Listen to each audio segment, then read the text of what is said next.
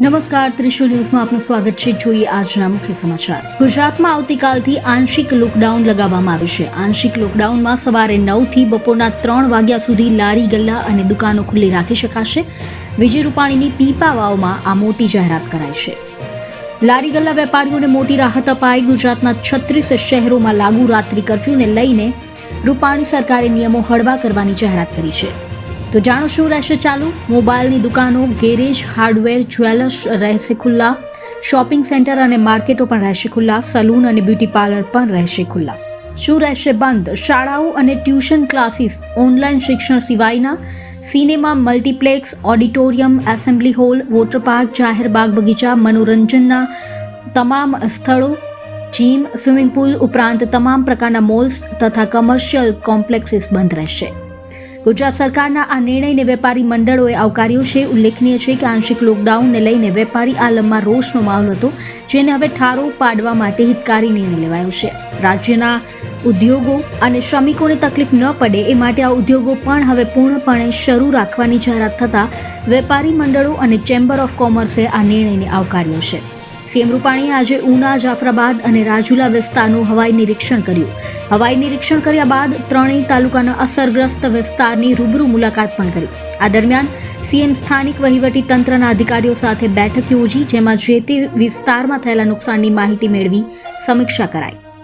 વિપક્ષના નેતા પરેશ ધાનાણીએ આજે રાજુલા અને જાફરાબાદ વિસ્તારના અસરગ્રસ્તોની મુલાકાત લીધી. પરેશ ધાનાણીએ લોકોના ઘરે તેમજ ખેતરે જઈને જાત નિરીક્ષણ કર્યું.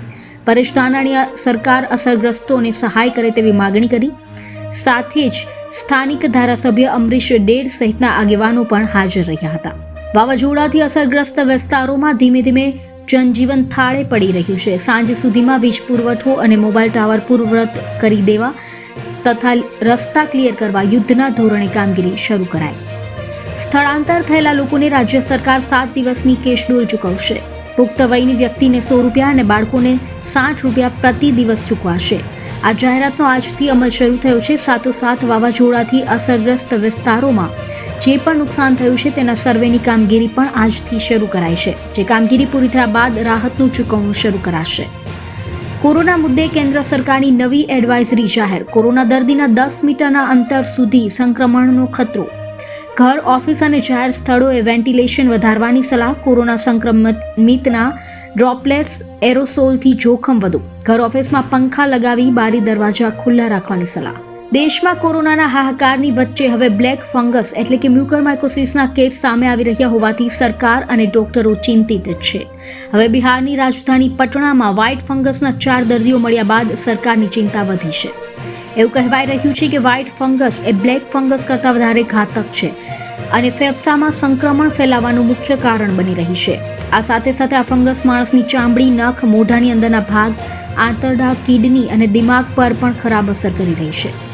કેન્દ્ર સરકારે તમામ રાજ્ય સરકારોને મ્યુકરમાઇકોસિસ એટલે કે બ્લેક ફંગસને એપિડેમિક ડિસીઝ એક્ટ 1897 હેઠળ સૂચિત રોગ જાહેર કરવાની વિનંતી કરી છે. રાજસ્થાન અને તેલંગાણામાં મ્યુકરમાઇકોસિસને મહામારી જાહેર કરવામાં આવી ચૂકી છે. સોનિયા ગાંધીએ આજે પીએમ મોદીને પત્ર લખ્યો. પત્રમાં જણાવ્યું કે કોરોના કાળમાં જે બાળકોએ પોતાના માતા પિતા ગુમાવ્યા છે કે કમાણી કરનાર સ્વજન ગુમાવ્યા છે તે દરેક બાળકને નવોદય વિદ્યાલયમાં મફતમાં શિક્ષણ આપવામાં આવે. સુરત ટ્રાફિક પોલીસ હવે દંડની રકમ રોકડના બદલે કેશલેસ ટ્રાન્ઝેક્શનથી વસૂલી શકે છે. એક ખાનગી બેંકના સહયોગથી સુરત પોલીસે 51 જેટલા કેશલેસ ટ્રાન્ઝેક્શન મશીનો મેળવ્યા. પીએમ મોદીએ 10 રાજ્યોના 54 જિલ્લાઓના કલેક્ટર સાથે કર્યો સંવાદ. કહ્યું, દેશમાં એક્ટિવ કેસ ઓછા થયા પરંતુ પડકાર હજુ પણ યથાવત. મહેસાણા જિલ્લાની જાણીતી દૂધસાગર ડેરીના યુવાન ડિરેક્ટર માનસિંહ ચૌધરીનું મ્યુકરમાઇકોસિસની બીમારીના કારણે થયું નિધન. એસ્ટ્રેઝેનેકાની કોરોના વેક્સિન લેનાર કરોડો લોકો માટે સારી ખબર. ઓક્સફોર્ડે વેક્સિનનો બૂસ્ટર ડોઝ બનાવ્યો. બૂસ્ટર ડોઝ કોરોનાની સામે એન્ટીબોડી પેદા કરી અને કોરોનાના તમામ વેરિયન્ટને આ બૂસ્ટર ડોઝ આપવામાં આવશે. 1 થી 6 જૂન સુધી બંધ રહેશે આવકવેરા વિભાગની વેબસાઇટ. 7 જૂનથી ચાલુ થઈ જશે નવી વેબસાઇટ. એક્સપર્ટ અનુસાર બીજી લહેર પૂરી થયાના 6-8 મહિના પછી શરૂ થશે ત્રીજી લહેર.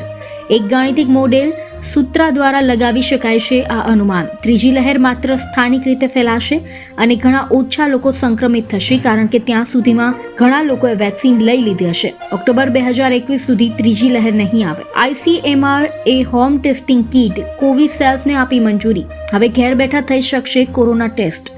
આ કીટના માધ્યમથી લોકો ઘરમાં જ નાકના માધ્યમથી કોરોનાનો સેમ્પલ લઈ શકે છે અને હોમ આઇસોલેશન ટેસ્ટિંગ કીટ માટે લેબ ડિસ્કવરી સોલ્યુશન લિમિટેડની પુણેની કંપનીને ઓથોરાઇઝ કરવામાં આવી છે. તો આ હતા આજના મુખ્ય સમાચાર. જો વિડીયો આપને ગમ્યો હોય તો વિડીયો લાઇક અને શેર જરૂરથી કરજો. આપનો અભિપ્રાય કમેન્ટ બોક્સમાં જણાવજો કે અમારો પ્રયાસ તમને કેવો લાગ્યો. આ સાથે જ દરરોજના મુખ્ય સમાચાર મેળવવા માટે અમારી ચેનલ ત્રિશુલ ન્યૂઝ સબસ્ક્રાઇબ કરવાનું ભૂલતા નહીં. અને જો આ વિડીયો આપ ફેસબુકમાં જોઈ રહ્યા છો તો વિડીયો લાઇક અને શેર જરૂરથી કરજો. સાથે જ અમારા ત્રિશુલ ન્યૂઝના પેજને પણ લાઇક કરજો. ધન્યવાદ.